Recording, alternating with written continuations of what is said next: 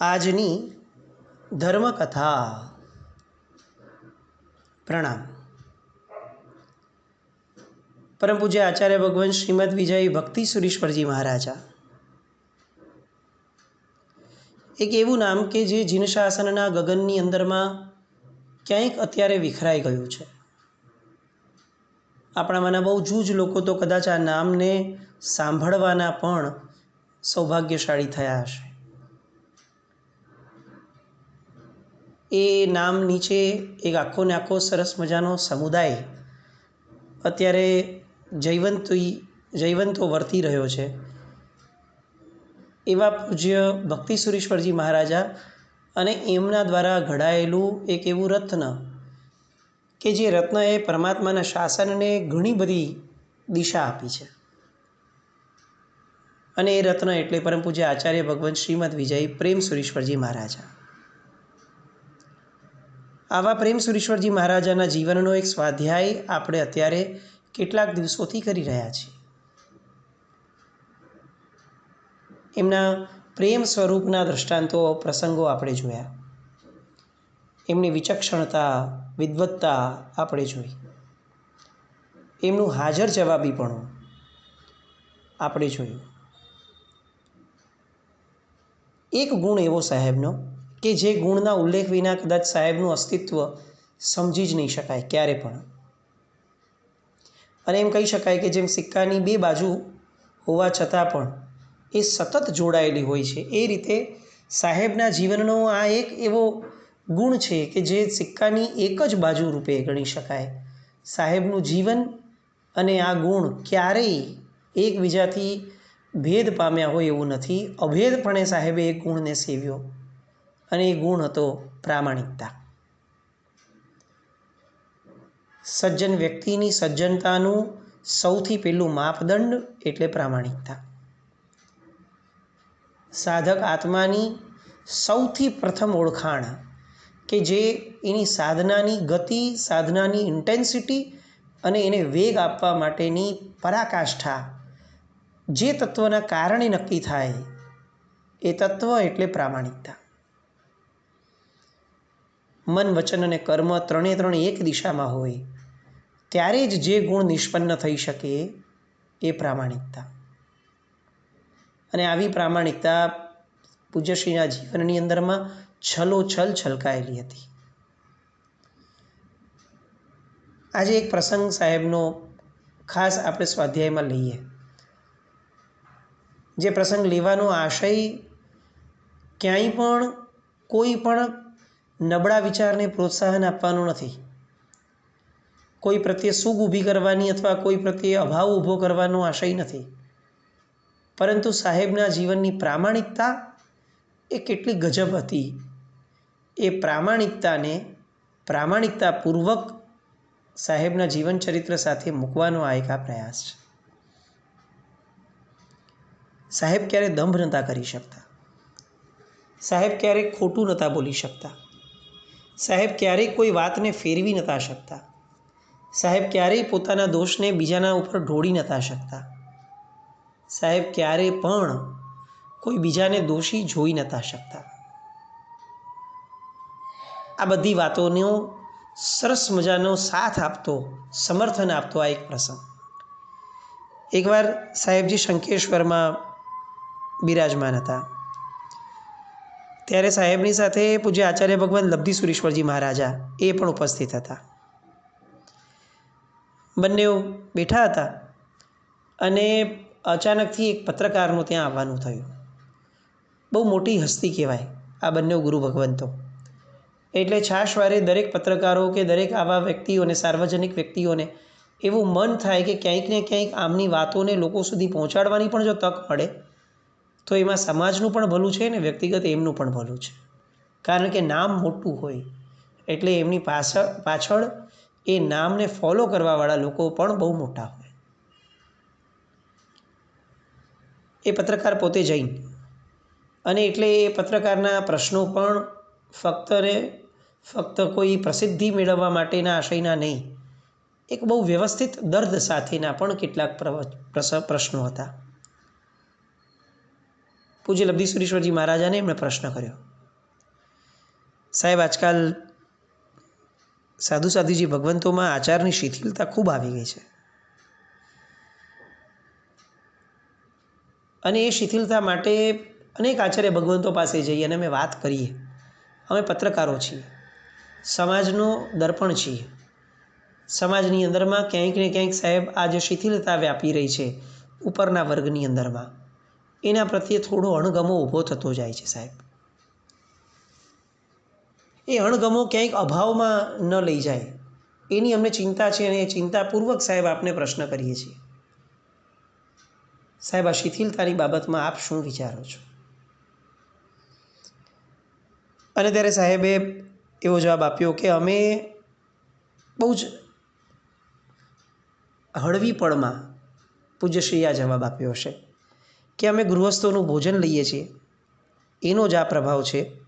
કારણ કે ગૃહસ્થનું ભોજન આવ્યું અને આપણે ત્યાં બહુ સ્પષ્ટ મત છે કે જેવું અન્ન એવું મન, જેવો આહાર તેવો વિચાર. હવે તમારા બધાનો આહાર એ જે ધન કે સમૃદ્ધિમાંથી આવે છે, એ ધન અને સમૃદ્ધિ હવે ઠેર ઠેર 2 નંબરની થઈ ગઈ, અનિતિની થઈ ગઈ. અનિતિથી મેળવેલું ધન અને એ અનિતિના ધનથી બનેલો આહાર, એ આહાર તમારા પેટમાં જાય તો તમે ભ્રષ્ટ થાઓ, તમારા ઘરેથી લઈ ગોચરી દ્વારા અમારા પેટમાં આવે તો અમે ભ્રષ્ટ થઈએ. સાહજિક વસ્તુઓ છે. એટલે આ અનિતિથી મેળવેલું ધન એ બહુ મુખ્ય કારણ છે. ગૃહસ્થોએ સૌથી પ્રથમ પોતાનામાં આ પરિવર્તન લાવવું પડશે. તમારી પાપની કમાણી એ તમને જ બગાડે છે એવું નથી, એ અમને પણ બગાડે છે. સાહેબની વાત ખૂબ માર્મિક પણ હતી. પેલા પત્રકારે આ જવાબ તો નોંધી લીધો, પણ એમને પછી પ્રેમસુરી મહારાજ સાહેબ જે બાજુમાં બેઠા હતા એટલે એમને પણ પૂછ્યું, સાહેબ શું આપ આ જવાબ સાથે સહમત ખરા? અને ત્યારે પ્રેમસુરી મહારાજ સાહેબ તરત બોલ્યા, ના, હું આ જવાબ સાથે બિલકુલ સહમત નથી. પોતાના દોષનો ટોપલો બીજા કોઈના માથે મૂકી દેવું એ જરા બી વ્યાજબી ન ગણાય. જુઓ, હું એવું માનું છું કે સામાન્ય રીતે 2 કારણને લઈ અને દીક્ષાઓ થતી હોય છે. દીક્ષાના પાયામાં, મૂળમાં 2 કારણો હોય છે. એક કારણ હોઈ શકે તપ અને સાધનાનો ભાવ, અને બીજું કારણ હોઈ શકે સંસારના તાપથી ત્રસ્ત થયેલી દીક્ષાનો ભાવ. હવે જે વ્યક્તિએ તપ અને આરાધનાના ભાવથી દીક્ષા લીધી હશે, એ વ્યક્તિ બહુ જલ્દીથી આચાર શિથિલ નહીં બને. કારણ કે એ ઊંચા લક્ષ્યથી આવ્યો છે.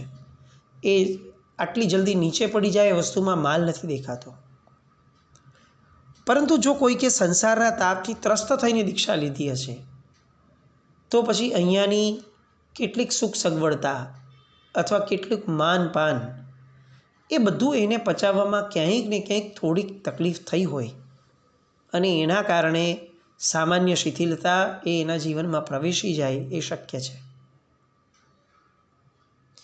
એટલે હું તો બહુ જ દ્રઢપણે માનું છું કે જેણે સંસારના તાપથી ત્રસ્ત થઈને અથવા સંસારના વિવિધ પ્રકારના તાપથી બચવાના ઈરાદાથી દીક્ષા લીધી હશે, એવી વ્યક્તિ માટે સાધુની આચાર સંહિતાનું પાલન અઘરું બની જાય. અને એટલે એવી વ્યક્તિ સંયમ જીવનમાં આવ્યા પછી પણ જો એની મક્કમતાને યોગ્ય માર્ગદર્શન ન મળે ને, તો એ આચાર શિથિલતા તરફ ફંટાઈ જતી હોય. અને એટલે હું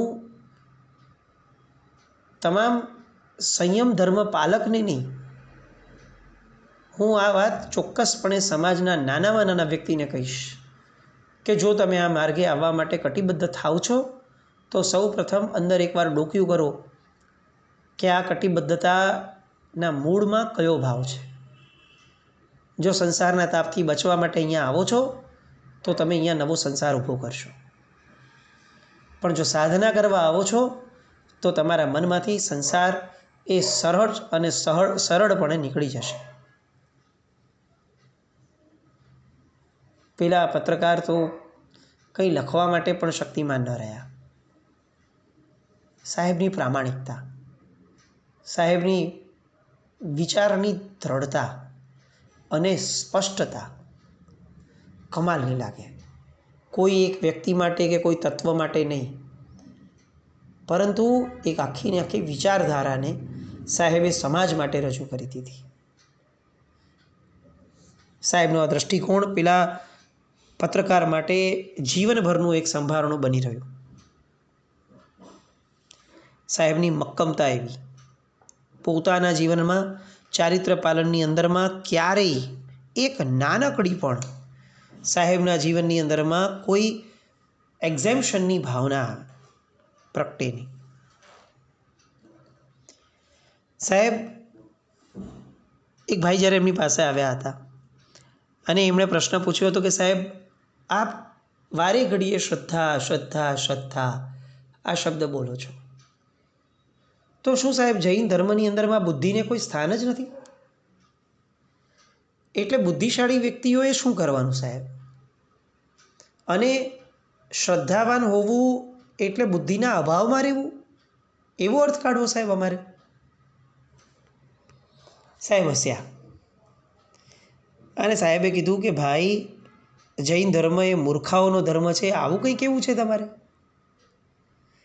જો આવું કોઈ વિચારે અથવા તમને એવું લાગે કે હું આવું બોલ્યો હોઉં તો હું સૌથી મોટો મૂર્ખ છું. જુઓ, એ વાત સાચી છે કે ધર્મનું પાલન માત્ર શ્રદ્ધાથી જ કરવાનું હોય, એમાં ના નહીં, પરંતુ બુદ્ધિ અને તર્ક એમાં અનેક અંતરાય પેદા કરી શકે છે અને માણસને ગેરસમજના માર્ગે લઈને ગુમરાહ કરી શકે છે. એટલા માટે શ્રદ્ધાના બેનરની નીચે બુદ્ધિને રાખી છે. બુદ્ધિ સૌથી પ્રથમ નક્કી કરશે કે ધર્મ શું છે. બુદ્ધિ સમજણ ઊભી કરશે કે ધર્મ એ એક્ઝેક્ટલી શેની માટે કરવાનું છે, અને ત્યાર પછીથી એ સમજણનું અનુકરણ શ્રદ્ધાપૂર્વક કરવાનું છે. અમે ક્યાંય પણ બુદ્ધિની બાદબાકી કરતા નથી, કારણ કે બુદ્ધિ અને જિજ્ઞાસા વૃત્તિ એના પર તો આખો ને આખો મોક્ષ માર્ગ ઊભો છે. પરંતુ એ બુદ્ધિ જે છે એ શ્રદ્ધા ગુણથી યુક્ત હોવી જોઈએ. વર્ધમાન સ્વામી ભગવાને તો આ વાત સમજાવી જ છે. અન્ય ધર્મના શાસ્ત્રોમાં પણ આ વસ્તુ બહુ જ યથાર્થ રીતે મુકાઈ છે. યસ્ય નાસ્તિ સ્વયં પ્રજ્ઞા શાસ્ત્રમ તસ્ય કરોતિ કિમ. જે માણસ પાસે પોતાની પ્રજ્ઞા કે પોતાની બુદ્ધિ ન હોય, એ માણસનો ઉદ્ધાર શાસ્ત્રો પણ કરી શકે એમ નથી. ધર્મના ક્ષેત્રમાં બુદ્ધિ અને શ્રદ્ધા આ બંનેનો સમન્વય થવો જરૂરી છે. બુદ્ધિ દિશા બતાવે અને પછી શ્રદ્ધા એને અનુકરણ કરે. માત્ર બુદ્ધિ અથવા માત્ર શ્રદ્ધા, આ બેવથી ક્યારેય ધર્મનું જતન ન થઈ શકે. પેલા ભાઈને આ સમજણ જબરદસ્ત ઘૂસી ગઈ, પણ એમણે એમ કીધું કે સાહેબ, અમારી બુદ્ધિ તો એટલી પવિત્ર નથી કે અમે કંઈક સારો નિર્ણય લઈ શકશું. એના કરતાં સાહેબ અમે બધું આપના ભરોસે મૂકી દઈએ, આપને સમર્પિત થઈને રહી જઈએ, તો પણ અમારો નિસ્તાર ન થઈ જાય. સાહેબ એક નાનકડું સ્માઇલ આપી અને સાહેબે કીધું કે જો બુદ્ધિ છે ને, રસ્તો તો જલ્દી બતાવી દેતી હોય છે, પણ શ્રદ્ધા એ રસ્તે જવામાં ક્યારેક હાલક ડોલક થઈ જાય. એટલે આત્મવિશ્વાસપૂર્વક એ દિશામાં આગળ વધવું હોય ને, તો સાધના કરવી પડે.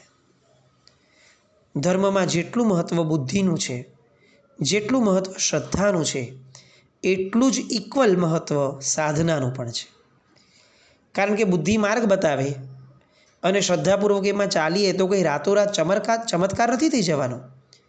એટલે લાંબા સમય સુધી તપ, સાધના, આરાધના, ચિંતન, મનન વગેરે કરતા રહેવું પડશે. આ બધું કરતાં કરતાં ધીમે ધીમે આપણી ભીતરની શ્રદ્ધા દ્રઢ થતી જશે, અને જેમ જેમ શ્રદ્ધા દ્રઢ થતી જશે તેમ તેમ બુદ્ધિ પણ નિર્મળ થતી જશે અને ધર્મના માર્ગે ચાલવાનું પણ સરળ થતું જશે. એટલે એક વાત સમજજો કે બુદ્ધિ, શ્રદ્ધા અને સાધના આ ત્રણેયનો સંગમ જીવનમાં ઉતરશે તો જ ધર્મના માર્ગે આગળ વધી શકાશે, અને તો જ ધર્મ આપણા જીવનની અંદરમાં કોઈ પરિવર્તન લાવશે એવી અપેક્ષા ઊભી કરી શકાય.